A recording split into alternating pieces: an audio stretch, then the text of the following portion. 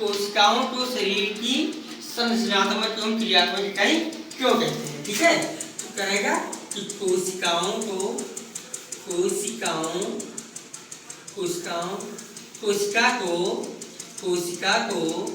शरीर की संरचनात्मक एवं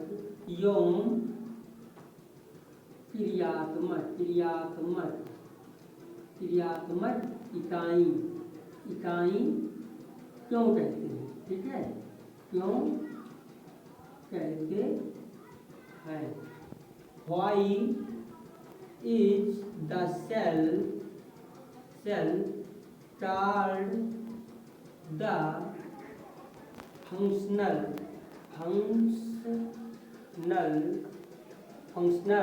and structural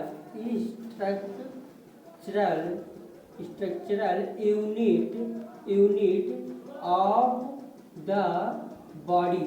ठीक है, कोशिका को शरीर की संरचनात्मक एवं क्रियात्मक इकाई क्यों कहते हैं। Why the cell called the functional and structural unit of the body। ठीक है, देखो जैसे आपका जो शरीर है ये बहुत से कोशिकाओं के मिलने से बना है, जैसे कि अरबों कोशिकाओं से मिलने के बाद में आपका शरीर बना है। तो इसीलिए कोशिकाओं के मिलने से क्या बनता है, ऊतक बनता है। ऊतक के मिलने से क्या बनता है, अंग बनता है। और अंग के मिलने से अंगतंत्र बनता है। और अंगतंत्र को जब सिस्टमेटिक तरीके से सजा दिया जाता है तब जाकर के आपके शरीर का निर्माण हो जाता है।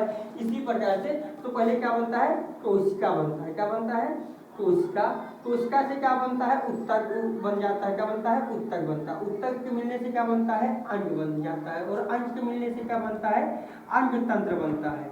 अंगतंत्र जब मिलते हैं तब जाकर के क्या बनता है, शरीर का निर्माण होता है।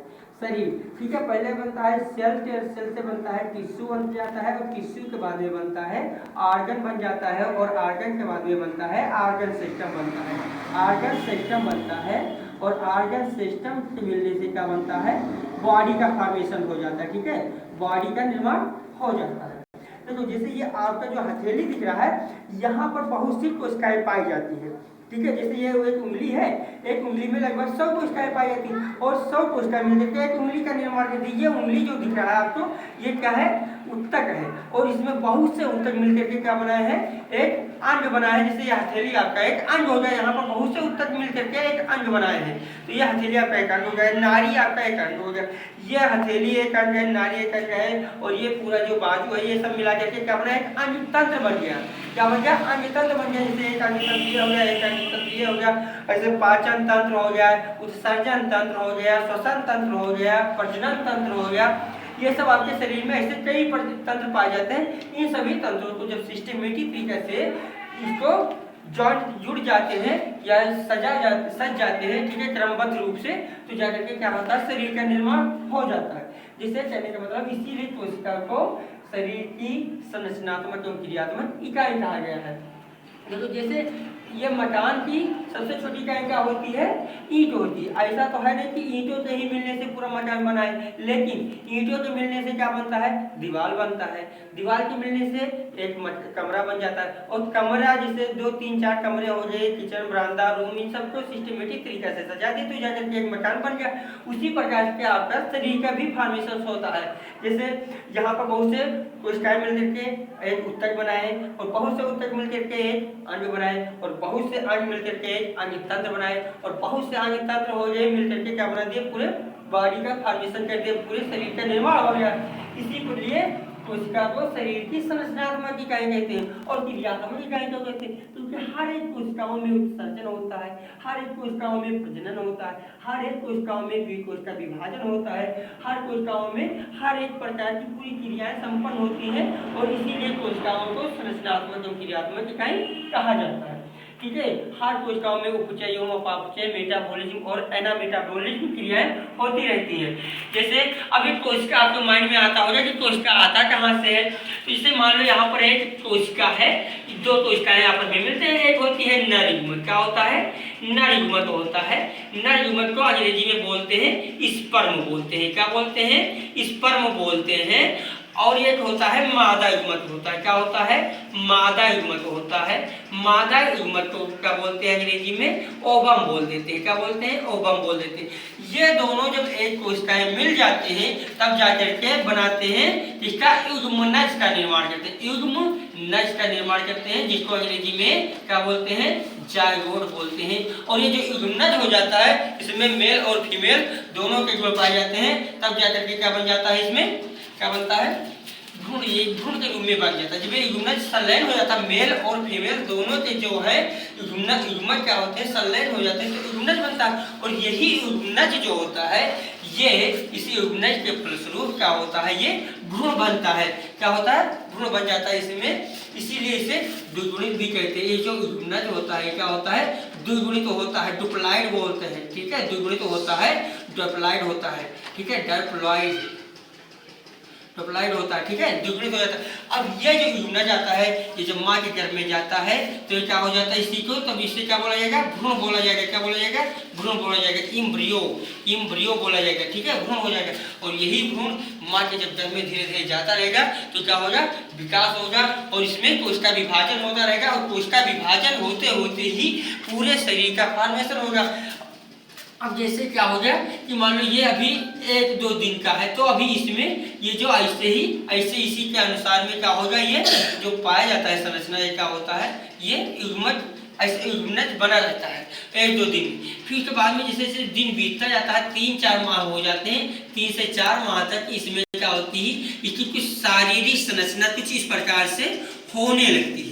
और जैसे जैसे इसमें ये पहुंच जाएगा 7 से 8 माह तक और इसमें पूरी संरचना धीरे धीरे डेवलप होती हुई आपको नजर आएगी जिसमें आँख, कान, पैर, नाक वगैरह ये सब डेवलप करते हुए आएंगे। और लास्ट तक ये जब तक ओवम क्या होता है 9 मंथ तक होने लगता है तब तक इसमें पूरी क्या होते हैं? संरचनाएं बनी हुई कंप्लीट से ऐसे दिखती हैं जिसमें पूरे इसकी आँख, कान, नाक जो कुछ हाथ पैर सब कुछ क्या होते हैं? बने होते हैं। ठीक है, बन जाते हैं। और इस प्रकार से ये अभी भ्रूण है। जब तक ये जायगोट जो होता है युग्मक होता है ये माँ के गर्भ में रहता है तब तक इसे भ्रूण ही बोला जाता है जब तक कि माँ के गर्भ से बाहर नहीं आता है। जब ये माँ के गर्भ से बाहर आता है तो इसे भ्रूण छोड़ करके शिशु या बच्चा कहते हैं। ठीक है, बाद में बाकी तब तक क्या है? भ्रूण कहलाएगा। तो इसी प्रकार से तो यहाँ पर अभी क्या था? एक कोशिका था। दोनों कोशिकाएं जब संलयित हुए ठीक है तो जाकर के क्या बना? युग्मनज बना। और जब युग्मनज बन गया जायगोट बन गया। यही जायगोट माँ के गर्भ में गया और माँ के गर्भ में क्या है? भ्रूण के रूप में वहाँ पर विकसित होना प्रारंभ कर दिया और धीरे धीरे कोशिका विभाजन होता गया और इसमें शारीरिक संरचनाएं बनती चली गई। कोशिका का जो विभाजन है कोशिका विभाजन ये जीवन पर्यंत तक होता रहता है। जैसे आपके हाथ में कोई जब खरोच आ जाता है कुछ कट जाता है तो इसमें कोशिका विभाजन से ही वो घाव भरता है। जैसे मान लो किसी हाथ में जब कट गया तो वहाँ पर कोशिका विभाजन होता रहेगा धीरे धीरे और वो पूरा घाव भर जाएगा तो कोशिका विभाजन से तो जैसे मान लो ये भी बच्चा छोटा था इसमें कोशिका विभाजन हुआ वैसे वैसे इसका संरचना बनता गया धीरे धीरे। यहाँ पर अभी देखो हाथ पैर थोड़ा अलग नहीं हुए थे इसमें थोड़ा थोड़ा अलग होना हुआ प्रारंभ हो गया इसमें हो गया पूरी तरीके से अलग हो गए। इसी प्रकार से देखो जो अभी छोटा शिशु है उसमें कोशिका विभाजन हो गया तभी वो धीरे धीरे क्या है लंबे कद का होगा। ठीक है, मोटा होगा थोड़ा बढ़ेगा विकास वृद्धि होगा तो ये सब कोशिका विभाजन से ही होता है। ठीक है, प्रारंभ में क्या होती है यही कोशिकाएं होती हैं जो कि द्विगुणित होती हैं जिसमें मेल और फीमेल दोनों प्रकार के गुण पाए जाते हैं। फिर धीरे धीरे कोशिका का विभाजन होता जाता है और पूरे शरीर का फॉर्मेशन हो जाता है। ऐसे इसी प्रकार से चाहे जैसा जीव हो चाहे एनिमल हो चाहे प्लांट हो चाहे पौधे हो चाहे जानवर हो सब में कोशिका विभाजन से ही उसकी शारीरिक की संरचना बनती है। सभी जीवधारियों की संरचनात्मक और क्रियात्मक इकाई क्या होती है? कोशिका होती है। चाहे पेड़ पौधे हो चाहे जंतु हो। पेड़ पौधे में भी जैसे मान लो भी छोटा पौधा है इसमें भी वृद्धि विकास होगा तो इसमें कोशिका विभाजन होता रहेगा और धीरे धीरे क्या होगा वो पौधा विकसित होता हुआ चले जाएगा।